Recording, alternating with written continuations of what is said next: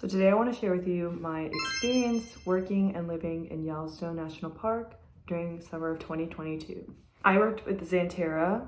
There are multiple different companies that you can work for in Yellowstone.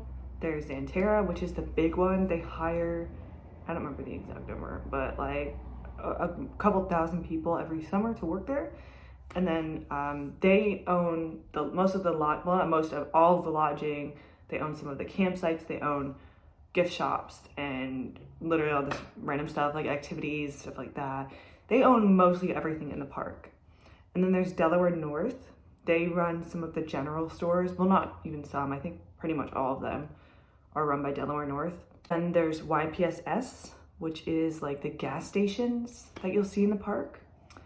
And then there's obviously NPS, which is National Park Service.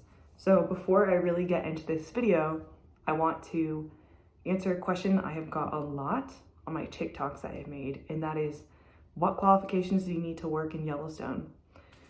And the answer is none. You don't need any qualifications to work really anywhere. This is a seasonal job, so there is a difference between a seasonal job and being like a park ranger. I think some people get it confused. Like I said, I worked with Xanterra, so this is my experience working with Xanterra. I don't know about the other companies. I've heard kind of like similar experiences, so if you've applied to work with another company, some of this information might be relevant to you. Let's talk a little bit about the interview process and the arrival process of actually getting to Yellowstone. I found this job on coolworks.com last summer when I was just looking for a job for the rest of the year. That's where you're gonna find a lot of seasonal jobs. So big highlight, I wanna put a big emphasis on coolworks.com. That's where I got my job for this coming summer as well. And that's where you can find a job you can filter it by state, by season. That's where you can find jobs anywhere, seasonal jobs. And most of the time, qualifications are very little to none.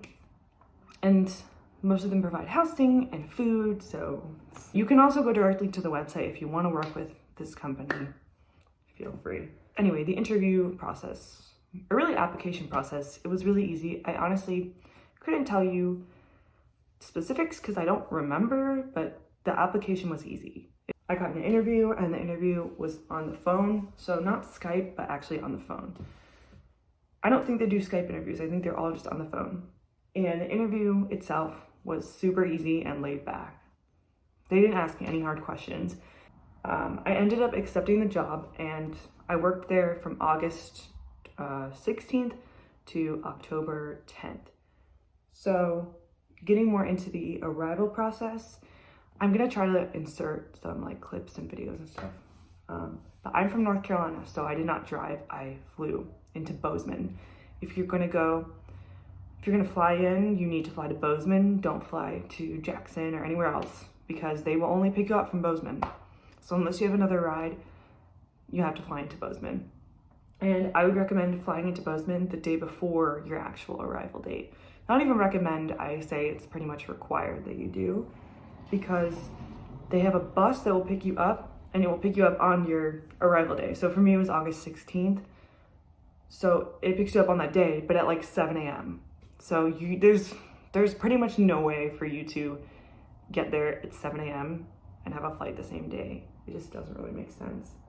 But I flew in the day before, and I don't really need to get into all the details about my flight because it was just pretty normal, but a lot of people probably wonder, like, what do you pack and stuff like that. For me, I brought one large suitcase. I can probably find a picture. It was a large suitcase. Like, I had to check it, and in that was mostly clothes. Like, that was pretty much filled with clothes.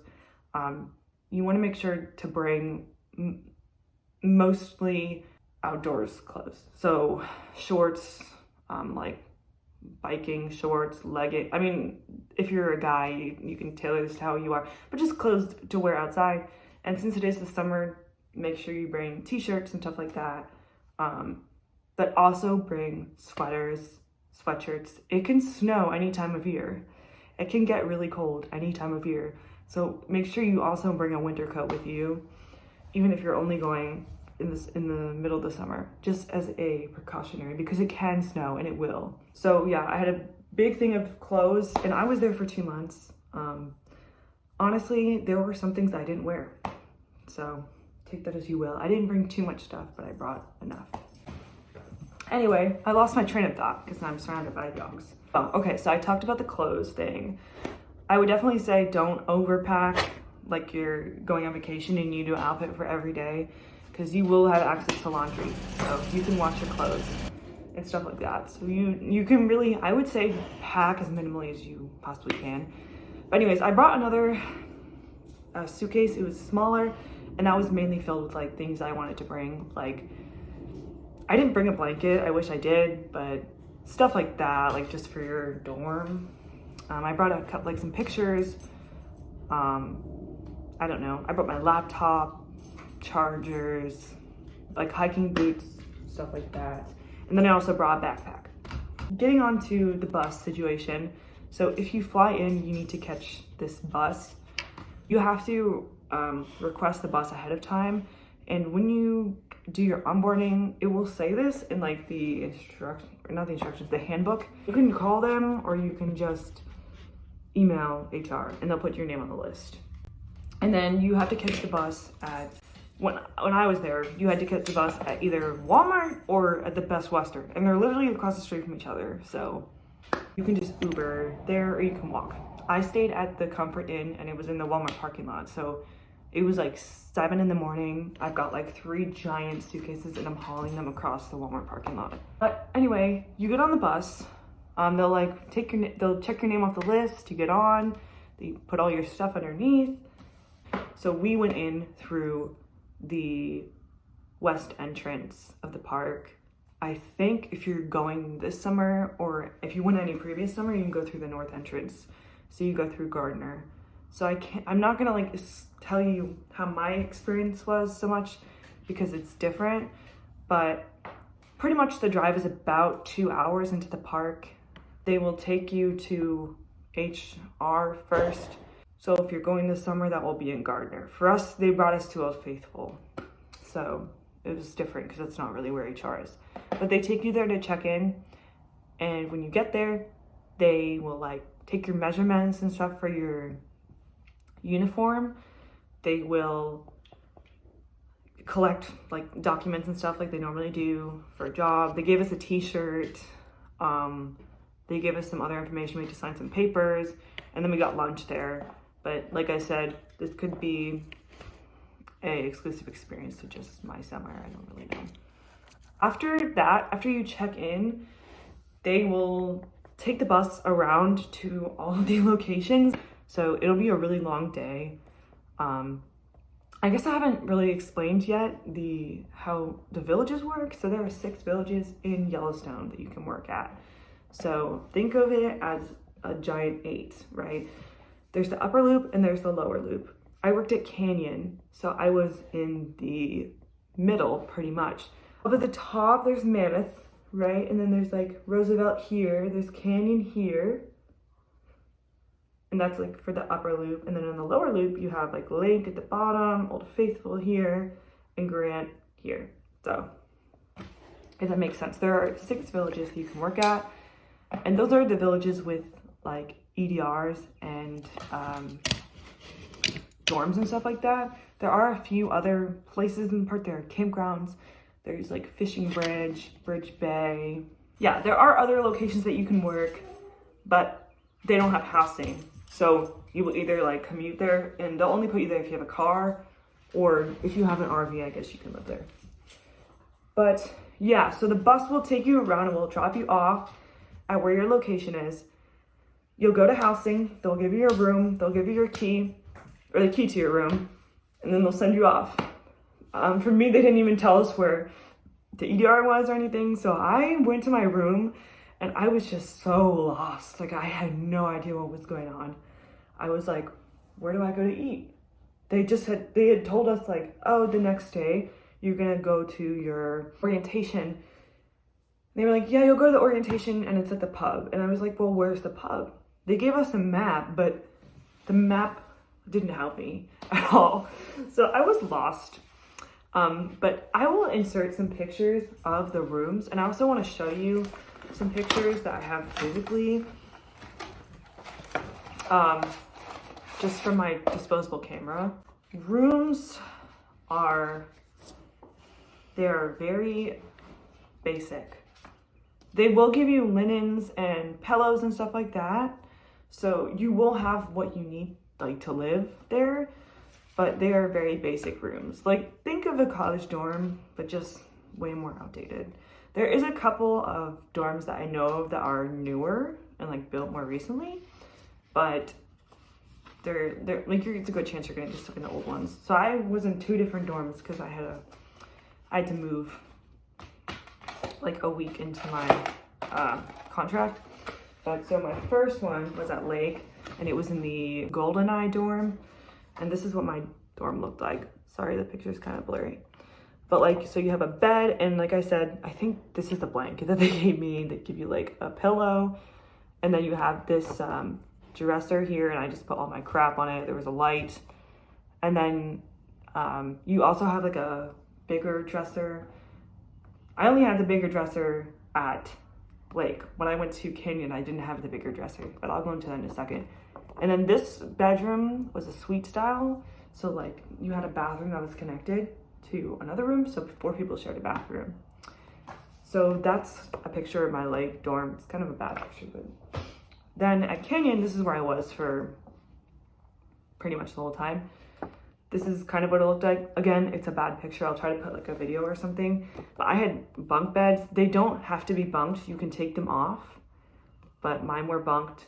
I did end up buying a blanket. Yeah, we had the bunk beds. We had a chair, like a single chair, a nightstand, and we had like a dresser. But think of like one of those dressers. It's like one drawer, one drawer, one drawer. So it was like 3 drawers, and that was it. So it did not come with a lot. We didn't have a mirror or none of the stuff that was in the other room. So it was basic. And then the bathrooms were just the typical college dorm style where you share it with the whole hallway. I don't have too many complaints about housing like itself. It really wasn't that bad. And like when I first walked into my dorm, I was like, you're kidding me right now? But you just get used to it. It's really not that bad. And one nice thing though is that all the bathrooms, and I was in Grizzly when I lived in Canyon, all the bathrooms have a private shower, so you can, they actually have like a door to the shower and everything. But in general, housing was honestly fine. Like I said, I don't really have too much to say about it. I already explained the villages, housing, so the EDRs. If you have worked with Xanterra before, you just know what I'm about to say. The EDR food is gonna be what you make of it ultimately, but yeah, it's just, I'll put a picture right now. This is a meal that I thought was really good. Like, and you look at that meal and you're probably like, that looks nasty. That was a good meal to me. So with the EDRs, let me just roll back a little bit. So EDR, they take about, I think it's like 160 out of your paycheck every 2 weeks, because you get paid every 2 weeks, and that's for your meals, which is not that bad. Honestly, I didn't have to pay for housing. I think you might have to pay for housing, like depending on when you go, where you go, whatever. But my housing was free, but the food wasn't free. But it comes right out of your paycheck, like I said, so it's included. You can't opt out. And there's really no way to opt out because there's no other option. You can't cook in your rooms. They don't have a microwave or a mini fridge. You can get a mini fridge, but you can't have like a hot plate or anything like that. They do have a microwave in the EDR. But anyway, I'm getting off track here. What I'm trying to say is the EDR serves 3 meals a day. So at Canyon, let me tell you the meal times, because they just had like, it just irritated me. So for breakfast, it was like 6:30, I think. 6:30 to 8:30-ish, which is fine, like, okay. And the breakfast actually was normally my favorite. The French toast is smacked so hard. French toast was pretty good. Like, they had eggs and stuff. People would complain about breakfast, but I actually kind of liked it. I would get breakfast really only on the days that I worked in the morning, and then sometimes if I woke up early enough, but normally I would sleep late. And then they had lunch, and lunch was like 11:30, or I think it was like 11 to 1:30. which is pretty decent mealtime, whatever. And lunch is pretty much the same as dinner, and then I'll explain that in a second. But dinner was 4:30 to 6:30, and that always had me mad because like 6:30 is like normally when people start eating, especially when they're not like super old. So I never understood why we had to eat so early. But like I would get back from hikes with my friends sometimes and we would have missed dinner because we got back at like 7, and I'm just like, I feel like that's not that early. But anyway, so let me explain meals a little bit better to you. So there's like the food that they make of the day, and there'll normally be a meat option and a vegetarian option, and there's like a vegetable. So for example, let's say they have hot dogs. It's going to be hot dogs, vegan bratwurst probably, because that's what they always had, and then I don't know, broccoli or something. They might have like what do you call it, tater tots, whatever. Now I was a vegan before I went. I had to go vegetarian when I was there because they didn't have vegan options, and they do say that on their website, so it is like pretty clear that they don't. But I just want you to know, if you're going in as a vegan, that you will probably not be able to keep eating vegan unless you want to like actually starve. That's what they had. I will be putting pictures. Yeah, it is just not even funny how horrible the meals were sometimes. Just so bad. And then you would look forward to the days when like they were actually good, and like people would say, oh, there's pizza for dinner. I'd be like, oh my gosh, yes. But anyways, you can go down the line and get your meal. There's also a salad bar, which would have like some random stuff in it. Sometimes they would have fruit and like, but it was like always canned fruit, not fresh fruit. And then they have like cereal, they have bread, they have milk, which half the time the almond milk or the soy milk wouldn't work. It'd be empty. They have like juice, they have coffee, hot chocolate. And then they have a sandwich bar where you can make like a sandwich for yourself. And that's pretty much it. They would also have a dessert. And the desserts would normally be like some boxed cake or some cookies. And then they'd be burnt, or the cake would be like really stale. But you know, you just gotta learn the deal. So you eat at the ER 3 times a day if you want, or you can buy food from the general store or buy food out of the park. But just beware, the general store is so expensive. Even if it's just ramen, like a normal thing of ramen is gonna be like $4 or $5 just for one. It's really expensive. So yeah, you can get your food from outside the park, or you can eat at the guest dining, which is pretty much, I'm gonna be honest, like the same food they give us. It's just made a little bit better, I guess, barely.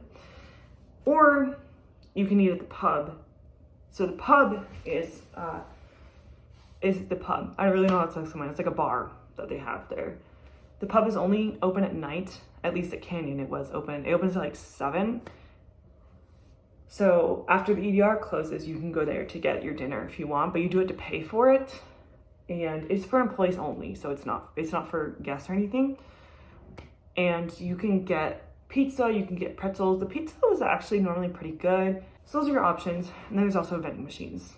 Let me talk about the job. Obviously, this is a pretty important part of it. So I don't even think I explained this yet, but I worked at the front desk. So I worked front desk at the Canyon Lodge. I had a really good time. I'm gonna be completely honest. I really enjoyed that job. I thought the management was great. Coworkers were great. I had a really good time. We trained for maybe like 4 days on Opera, and that was only on computers. So we didn't do like face-to-face guest interaction. But then when we actually got to the job, there are people to help us there along the way. But overall, it is so easy. Like once you learn Opera, that's it. You pretty much just check guests in, or you check them out if you work in the mornings. You answer questions. That's pretty much it. It's pretty easy. I had a really great time working at the front desk. So let me explain the schedule a little bit. Let me backtrack. So we had two set days off a week. For me, it was Friday, Saturday. So everybody has 2 set days off a week. So it kind of just depends. I think that's how it was universally. Like everybody in the park, if you work with Xanterra, like you have 2 set days off a week, which is nice when you have a weekend. And I'll put an example of the schedule of one of our schedules here. So at the front desk, you normally have like about maybe 1 to 2 just regular GSAs working in the morning, and that would be about 7 to 3. And then pretty much everybody else will be working at night, because that's when check-in is, and that's when it's going to be most busy, and that's about 2 to 10 or 3 to 10:30-ish. So those are going to be your shifts. They also have night GSA, so there is someone there 24/7. So there's one person who's there overnight. It was nice to have 2 set days off, but if you don't share those days off with your friends, which will most likely be your coworkers, it's not like it's going to change and they're suddenly going to get the same days off as you, because it doesn't change. They'll have to request them off. And I did actually request 1 day off, and I got it off. I know people who requested multiple days off in a row and they got it off. So it all depends on your management though. I can't say things for other places that I didn't work. The uniform that I wore is the universal uniform for all of the lodges for GSAs, which means guest service agent. It was just like a green blouse thing with a scarf, or they call it an ascot, and then you have to wear black pants. I would recommend, if you're going to be a GSA, to bring your own pants, because the pants they gave me did not fit. The pants they gave everybody didn't really fit, so I would recommend to bring your own black pants, and they can be jeans. All right, let me try and think of some other things to talk about before I finish off this video. I know that there's probably things that I'm forgetting, so if you have any questions, I can try to answer those for you in the comments. I do have a couple of tips, I guess, that I had written down, and these are just things that I wish I knew. And to be honest, I think all of these are explained pretty well by Xanterra, and I think that they tell you these things before you go, but I just think you should emphasize these things. And for the first one that I want to talk about is altitude sickness. Now, I come from North Carolina. I live at about 300 feet elevation. Canyon was 7,800 feet. I could be wrong. It was at least 7,800 feet. So altitude sickness is a real thing that a lot of people experience. A lot of guests would experience it, and they would complain about it. And they would complain about it as if it was our fault. I'm like, no. I didn't really experience severe altitude sickness myself, but being out of breath is a real struggle. Like being out of breath, just walking up 2 stairs, having a really dry nose and nosebleeds all the time was something that I struggled with. But I do know people who had altitude sickness so bad that they had to go home. So definitely give yourself time to acclimate. If you can't make it up there a few days beforehand, just don't be going on to don't be doing really strenuous hikes on your first few days. I would say don't even attempt any hikes in your first few days. Don't push yourself too hard when you first get there, and give yourself time to rest. But if you can, I would say get there a few days early, or at least get to Bozeman a few days early, and give yourself some time just to get used to being at a higher elevation, especially if you come from Florida, places really close to the ocean. Another thing is remoteness / cell service, I put. So this is, they do tell you this, and I always prepare for this, but I just want to emphasize how far you are from the nearest Walmart. You're about 2.5 hours from the nearest Walmart. And that depends where you are located in the park. We were about 2.5 hours from the nearest Walmart in Canyon. So bring what you need before you come, because you're not gonna wanna make that trip. Just be aware of, if you're like me and you don't have a car, it is a little intimidating to know that you are literally in the middle of nowhere and you have no way out unless you get a ride from somebody else, because there's no shuttle that takes you in and out of the park. There's no once a week Xanterra shuttle. They wouldn't do that. Yeah, there is none of that. So if you need to get out of the park, you need to get a ride from somebody else, period. If you don't have a car, that is. If you have your own car, you can drive it, but just be aware it's a long time. You'll probably put a lot of miles on your car being here. And also cell service. I got very lucky, I have to say, because when I was at Lake for the first couple of days, I had no cell service at all. I couldn't make a phone call, like not even a phone call to my parents, and that scared me a lot. I had to go and sit in a very specific spot on the edge of the lake to get cell service. But when I got to Canyon, I had like spectacular cell service. Like it worked really well. And same with the Wi-Fi, it is so iffy. At Canyon, it was pretty good, so take that, but at Lake, it was horrible. Some of the locations, it just didn't work for me, and others it did. You might want to look up who your cell provider is and how well their service is in the park before you go, because some people actually change their provider so they can get better service. And it is true that if you go to the top of certain mountains, if you go on certain hikes or to certain locations, you will get better cell service. And there are people who would actually do that. So they could make FaceTime calls and stuff like that. You will have a lot of guests that complain about this. Probably the number one biggest complaint was Wi-Fi and cell service. But it is not guaranteed to guests, so it's not guaranteed to employees either. I did classes online for college while I was there. If I were to do it again, I wouldn't do that. Just because if I had not moved to Canyon, I would not have been able to complete my classes because the Wi-Fi didn't work. Okay, so the last thing that I'm going to talk about today is I've told you about working with Xanterra, and let's just say my experience was Xanterrable. I've never heard people say this until I got on TikTok and people were saying Xanterrable. So, okay, I should backtrack for a second. My experience with the company was Xanterrable. My experience in the park was amazing. But the company, I would not recommend working for the company Xanterra. After all that I just said, you're probably like, why would you say all that if you don't recommend the company? Now, I don't recommend them personally from my experience, but if you want to try it for yourself, please feel free. It's just the fact that the HR is horrible. And I could go on. HR, the worst HR I've ever worked with in my life. The company itself, with the food, with the housing, they just don't really care about their employees, and they know that you just want to be there for experiencing living and working in a national park, and they know that they can exploit you and get you to come in and do these really crappy jobs just because they know you want to be there and you'll do anything to be there. Same with a lot of companies, though. I just found that, I worked for Disney. People say bad things about Disney. I think Disney cares 1,000 times more about their cast members than Xanterra cares about their employees. The one thing that had me just completely done with Xanterra was the fact that when I was leaving, I had booked a shuttle to get out of the park, and the shuttle never came. And let's just say they screwed me over, and I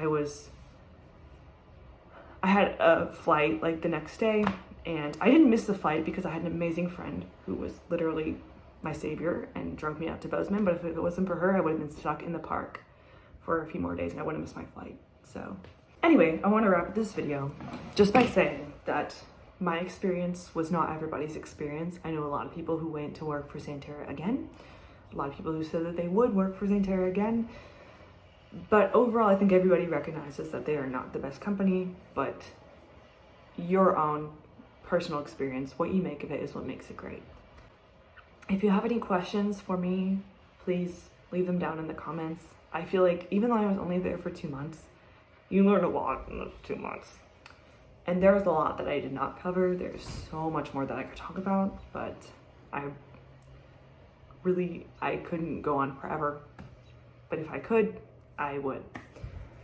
So I hope that this video was helpful for you if you are deciding to work there this summer, and I hope that no matter where you end up, I hope you have a great season, because working in national parks, doing seasonal work is so much fun, and I personally cannot wait to do it again this summer. just somewhere else. So yeah, I hope you have a great day and thank you for watching.